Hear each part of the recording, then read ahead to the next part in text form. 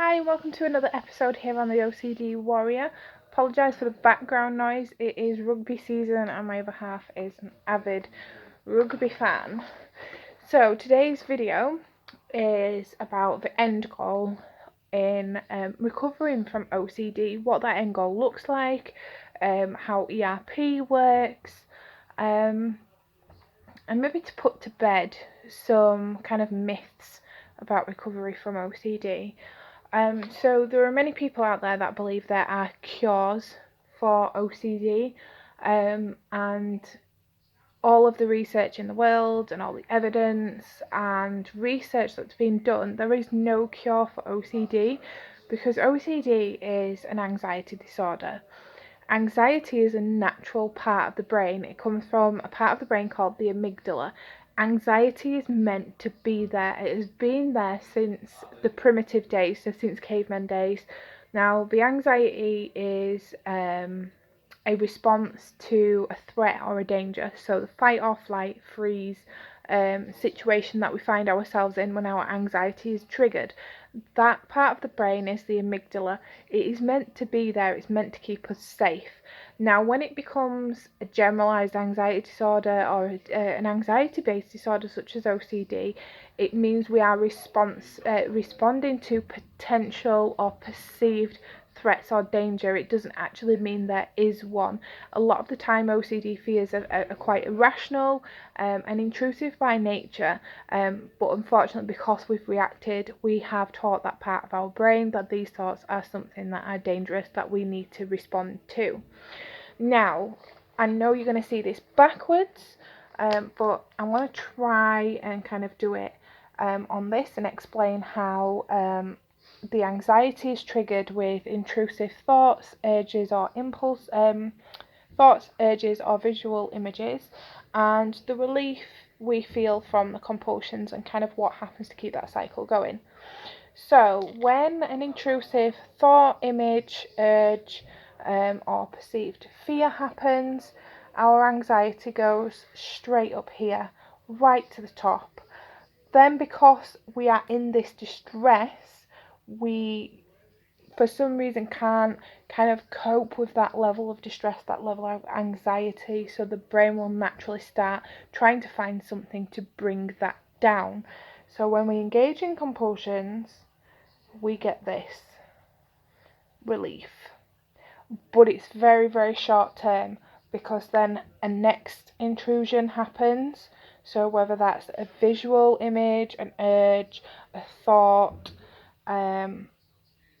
this shoots straight back up again, right up to here, and then we engage in the compulsion and it brings it back down, and then we get another intrusion. So you kind of see the pattern here that's happening with your OCD when we are engaging in those compulsions.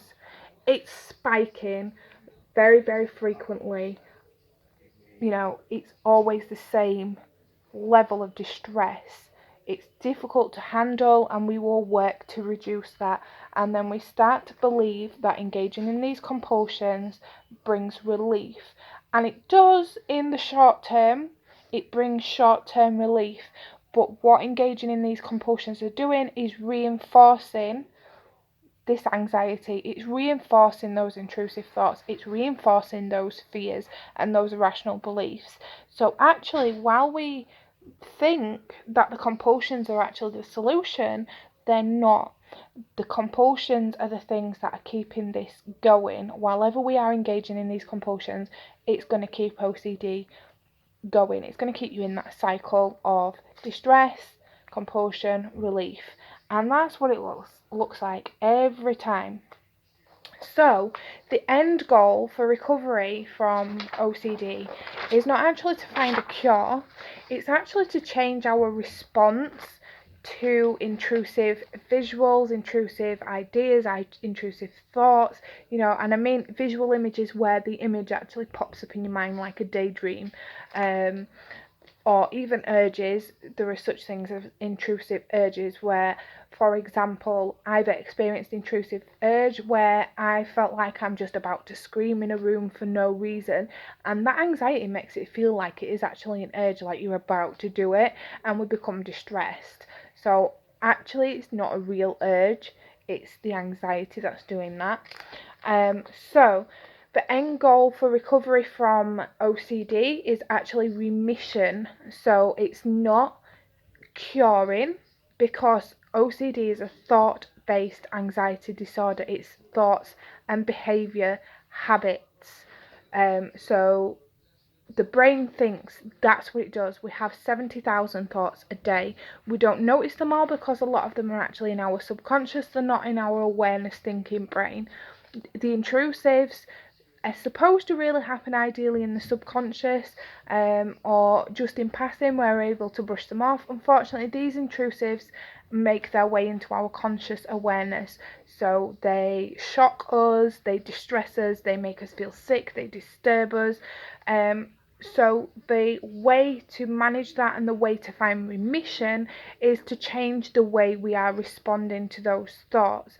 The more that we respond in a healthier way, the less the thoughts will continue to affect us, and the brain will start to learn that it's just a thought that just needs to pass by, like those ones in the subconscious, that we don't need to give it any meaning, that we don't need to interpret it.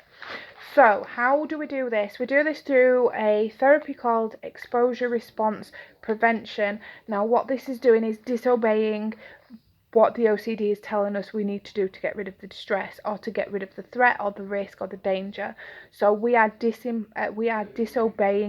the compulsions. So we are doing the exact opposite. So ERP is not easy by any stretch of the imagination. ERP is hard and it is distressing. ERP is deliberately triggering us to those intrusive thoughts, visuals, images, and that kind of thing. Because what the aim with ERP is to continually reduce how much distress we are feeling each time that we are triggered. So in effect, ERP is desensitizing us to these intrusives, and over time, with practice, the brain starts to pick up this new habit, and it will start to use this new habit instead of sending the distress signal. So it has to be something that is repeated daily, and it's usually done in a graded way. So and it's usually referred to as a hierarchy. So we scale our triggers from least triggering to worst triggering, or from least distress to highest distress. This should be done with a trained therapist, because ERP is not an easy thing, it's quite hard. But what I will say is, living with OCD and suffering and allowing it to control your life and affect things and preventing you from living life the way you want to, that's hard. ERP, in comparison, is short term. You know, it takes work, it takes effort, it takes having that courage and the bravery. That's why a lot of people kind of give up at the first hurdle, because ERP is meant to be triggering. It's supposed to be like that because it's supposed to desensitize us to the distress that's triggered in our brain. So we're going to look at now. So if you can remember, I'll quickly recap what happens typically with an obsession and compulsion, the distress we feel. So we experience an intrusion, our anxiety shoots straight up, causes that distress where we feel like we need to do something to get rid of that distress, to limit the danger and risk. So we engage in a compulsion which brings it straight down. It brings short-term relief until the next one happens, and then short-term relief, and the next one, and the next one, and the next one. So your day is pretty much looking like this. Now, with ERP, this is what happens. So I'm going to write anxiety / ERP. And then along the bottom, we're going to put ERP. And it's a continuum. So it takes practice. So During ERP exercises, you are going to be deliberately triggered by your therapist.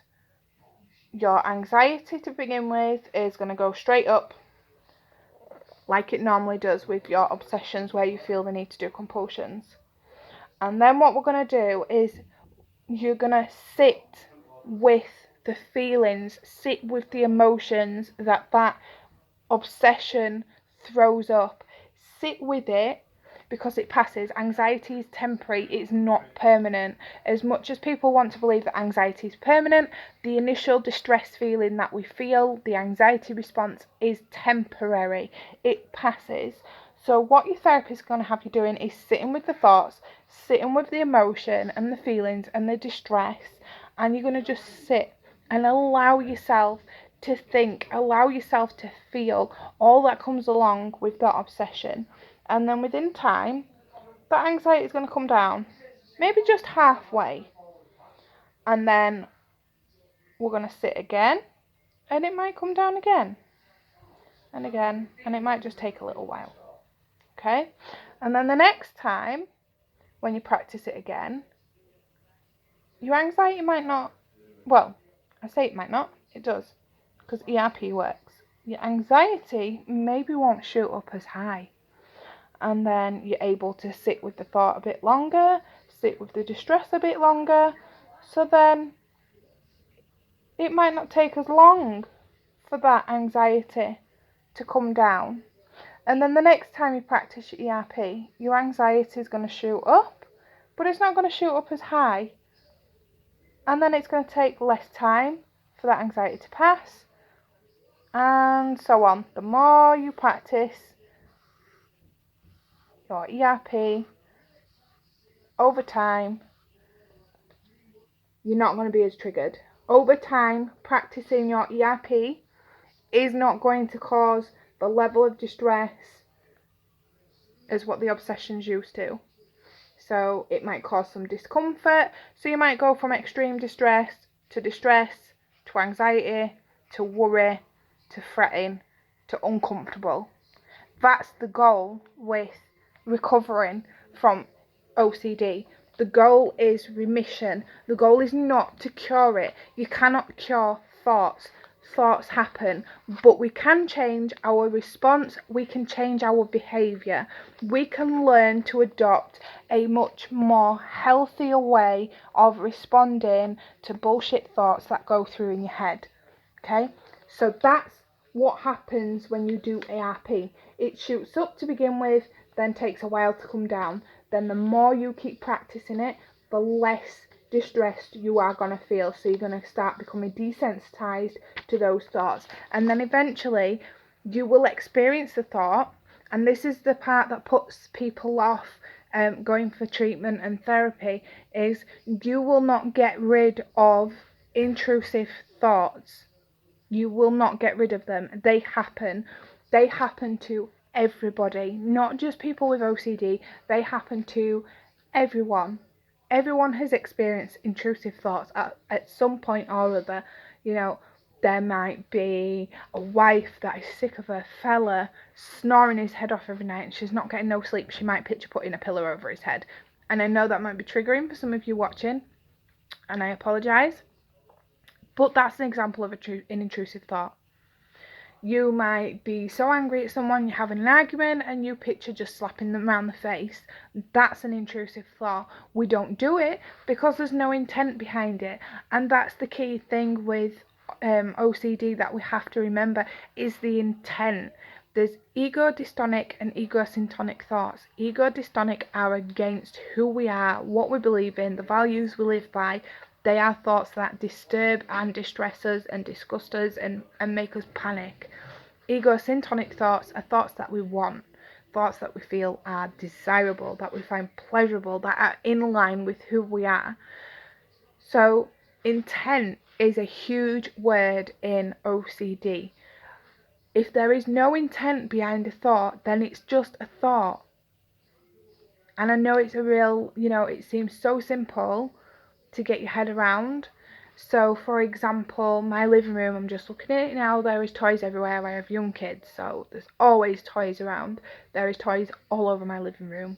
And I'm sat here thinking maybe I should think about tidying up, but I have no intention to tidy up, so I'm not going to. Can you see what I mean there? There is no intention. So just because I've had the thought doesn't mean that I'm actually going to do it, because I have no intent.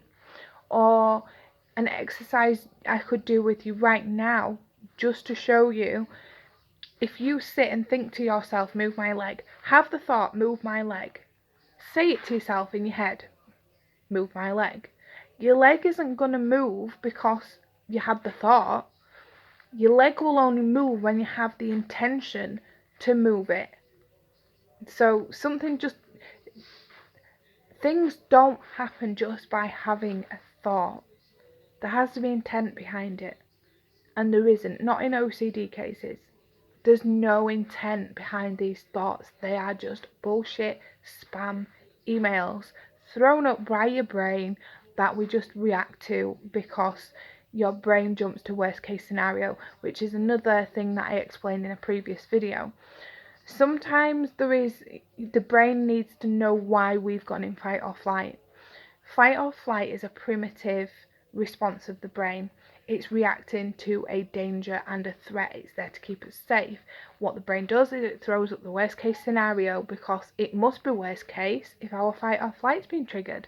So the brain will throw up the worst possible thought, the worst possible image, and it just so happens that it bullies and it picks on our values, it picks on our beliefs, it picks on the things that we hold dear and the things that we love and the people we love. It's just the nature of the beast, unfortunately. But ERP is the way to go about reclaiming your power. It's the way to go about reclaiming your life. Now, when I say before, it's not easy. It's not an easy therapy. People do not feel comfortable with being triggered deliberately, but that is the way to go to gain remission from OCD. You can then reclaim your life and start living it the way you choose, not being dictated to by a disorder of the brain. So just remember, keep in mind the way that ERP works. You have to keep being triggered for you to become desensitized, so that this anxiety comes down when the thoughts pop up. Now, I know you're going to be asking the question, and I will answer it. What happens when you have the thought again when you've completed ERP? When you have the thought again, you can say, oh, there's one of them thoughts, and let it pass by, because it doesn't affect you the same way anymore. You don't feel the distress, you don't feel the anxiety, you don't feel the upset, so there's no need to engage in the compulsions. You can just let that thought go and carry on with your day. You know? That's how it works. And I thought this was a really important video to do, because I have seen a fair few videos popping up on Facebook just lately, and I have actually been tagged in one of them, which I watched, that kind of went on about the cure for OCD is basically just stopping compulsions. Yes, in its simplest term, that is what recovery is. It's ERP. However, exposure response prevention is part of a therapy called CBT, cognitive behavioural therapy. This should be done with a professional that has specialised in OCD and anxiety disorders. Please do not attempt to do this by yourself. I mean, there are people out there that have milder forms of OCD that is able to do self-guided ERP, but if you have been struggling with OCD for some time, or it's quite severe, and you really want some help kind of kicking OCD's butt, then find a therapist that specialises and understands fully about OCD and its effects, and one that delivers high quality CBT with the exposure response prevention element. In the UK it is called high intensity CBT. Everyone in the UK is entitled to 2 lots of CBT. So if you try CBT before, you are entitled to try it again. You can also request that you are referred to a service out of your area. So people have the misconception that they can only use psychological treatments in their area, in their catchment area. That is not true. The NHS can transfer funding to other clinics, so you do have a choice. It's also vital that you and your therapist is a right fit. You need to be able to feel comfortable with this therapist talking to them.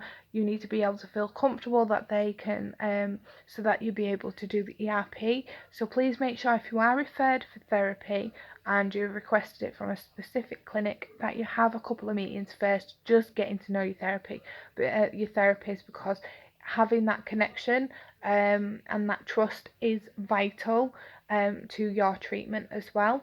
If anybody has got any questions, you can pop them below, or you can come and find me on Facebook. My name is Becky Jane Stevenson, and pop me a message. If anybody is watching who does blogs or regularly does talk shows or podcasts on OCD, and will be interested in finding out more about my experience with OCD, my recovery journey, and the advocacy service that I provide now, please again pop me a message, let me know, or contact me on Facebook, reach out, let me know, because I would love to get involved. So I am looking for places that I can do interviews or podcasts and take a more proactive approach. So I hope this has been helpful. I'm really sorry if it's quiet, as I said, or you can hear noise from the other room. It's rugby season. I'm sure some of you that are watching will completely empathise with that. And yeah, any questions, just pop them in the comments. Thanks for watching.